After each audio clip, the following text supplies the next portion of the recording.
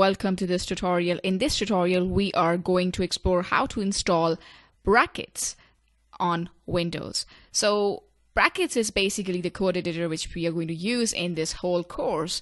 So it's very important to install it on different platforms.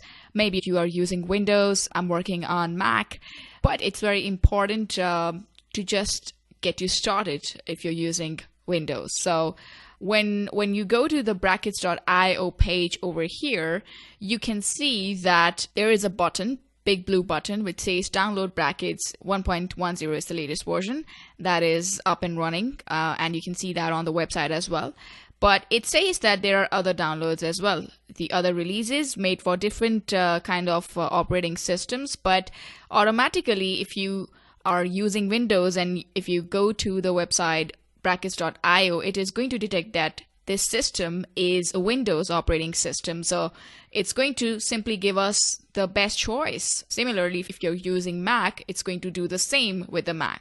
So what we're going to do here is we're just going to download brackets. Okay. And I'm going to say, it's going to say like the extension is .msi. We're going to explore that later on. But for now, we're just going to keep it. So the file is about 64.3 MBs big, and we have to wait how long it is going to take. Okay, so we are done, and now it's time to click on the installed brackets for Windows. Now you can see that it's saying the add brackets launcher to path for command line use. Check that. Add open with brackets to explore context menus for all files and folders. You can change the destination of the folder where you want to put brackets, but for now I'm just using the local disk to store brackets for Windows. Next, click on install, and it's going to take a little while.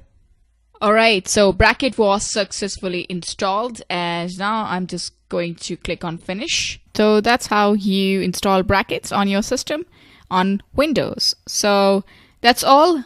I hope you have by now know that this is how you install an IDE, a good IDE. So keep learning and of course keep practicing.